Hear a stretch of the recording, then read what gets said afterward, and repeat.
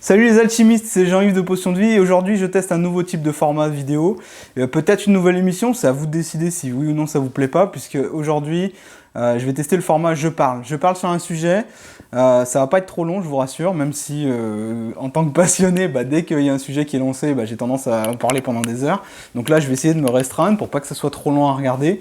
Et aujourd'hui je voulais aborder, pour commencer ce type d'émission, ce type de vidéo, le domaine de la créativité. Alors la créativité, pourquoi c'est important ? Parce que avant, quand on disait le mot créativité, voilà, on pensait tout de suite à des gens un peu illuminés comme ça, des artistes ou des peintres ou je sais pas quoi, qui avaient l'habitude de trouver des idées comme ça et puis d'essayer de créer des choses. Bon voilà, c'était un peu gadget, mais c'était pas très utile pour la société, entre guillemets.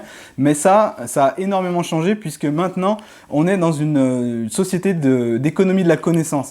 Ça veut dire quoi? Ça veut dire que maintenant, c'est plus les diplômes, c'est plus ce que vous savez apprendre de votre côté qui est important, c'est votre créativité, c'est votre capacité à prendre une information que vous avez apprise et à la transformer pour la rendre utile au monde. Je sais pas si je suis clair, mais en gros, le fait que vous ayez un bon diplôme, c'est une très bonne chose, je vous félicite, mais le problème c'est que maintenant, des gens qui ont des bons diplômes, il y en a plein. Des gens qui savent apprendre les choses par eux-mêmes, il y en a plein. Donc je suis pas dans une guerre entre diplômés et autodidactes, parce que pour moi maintenant c'est la même chose. Des autodidactes, il y en a plein, vous pouvez vous former à n'importe quoi. D'ailleurs, si vous regardez cette vidéo sur la chaîne YouTube, ça veut dire que vous pouvez taper comment apprendre et puis ce que vous voulez et vous trouverez un tutoriel. Vous trouverez quelqu'un qui a déjà fait des vidéos sur le domaine que vous recherchez. Donc maintenant, être autodidacte, c'est pas vraiment un avantage par rapport aux gens, et être diplômé, c'est pas non plus un avantage par rapport aux gens. Par contre, il vous reste une chose qui sera un avantage par rapport aux autres. La chose qui vous démarque, c'est la créativité, c'est votre capacité à prendre ce que vous avez appris et à la transformer en idée, qui peut soit vous permettre de créer une activité, soit vous permettre de créer quelque chose qui aide les gens, enfin, toujours dans une démarche d'aider les autres, pas dans une démarche hyper égoïste. Vous pouvez être très créatif pour vous faire plaisir, mais personnellement, c'est pas ça que j'estime être le sens de la vie.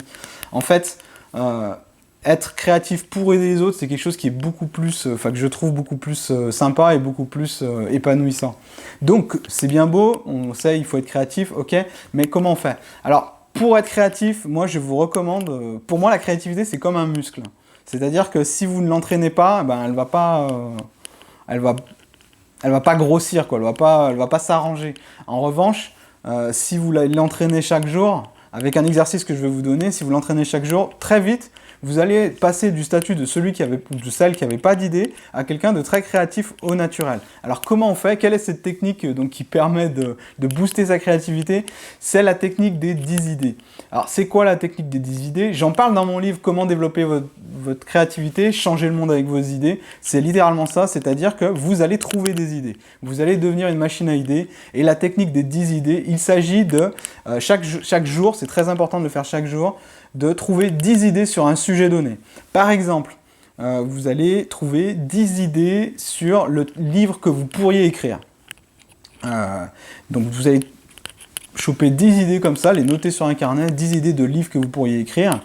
Vous allez voir que les 3 ou 4 premières idées viennent assez vite parce que vous avez déjà pensé à la question peut-être, ou parce que vous avez déjà vu des trucs qui marchent, mais c'est à partir de la 5, 6, 7, 8, 9 et 10e idée que ça devient beaucoup plus intéressant, puisque là, votre cerveau il va dire, moi c'est bon, j'ai fait le tour de la question. Mais non, continuez à chercher, continuez à creuser, et le truc en fait, c'est que vous ne cherchez pas l'idée de qualité.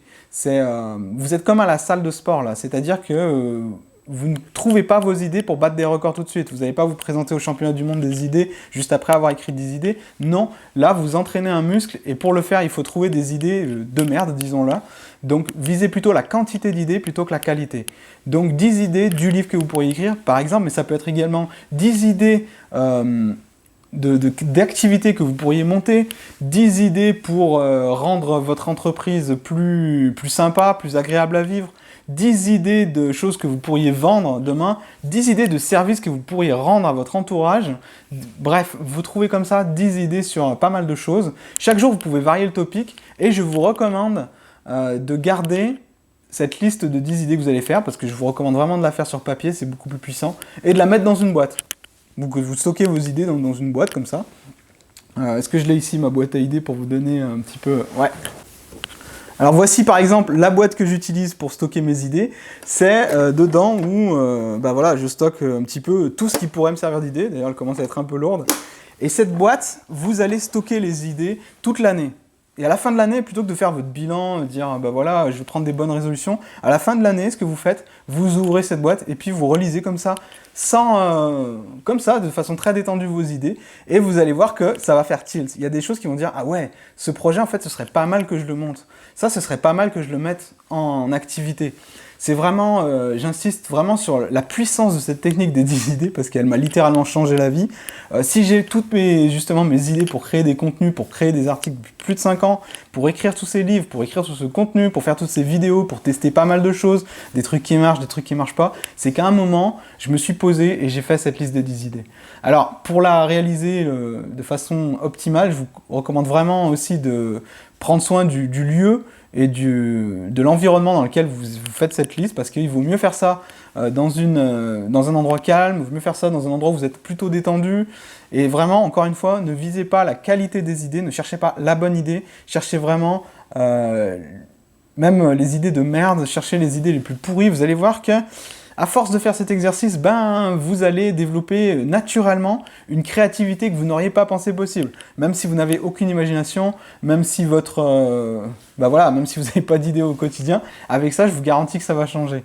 Donc voilà, c'était une des techniques issues de mon livre « Comment développer votre créativité ». Développer sa créativité, c'est vraiment un avantage que vous allez pouvoir avoir dans le futur immédiat, parce que comme je vous l'ai dit, que vous ayez des diplômes ou que vous soyez autodidacte, le monde il s'en fout, le monde il a besoin de vous et de ce que votre cerveau est capable de produire et de transformer.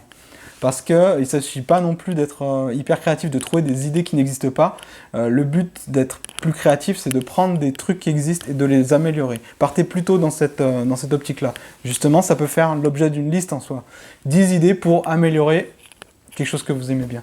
10 idées pour apprendre la médecine à des étudiants de médecine. Ça va être mon prochain défi. Donc voilà, j'espère que ce type de vidéo vous a plu, que j'ai pas été trop long. En tout cas, je vous remercie. Dites-moi dans les commentaires ce que vous avez apprécié. Et je vous dis à bientôt pour une prochaine vidéo. Salut!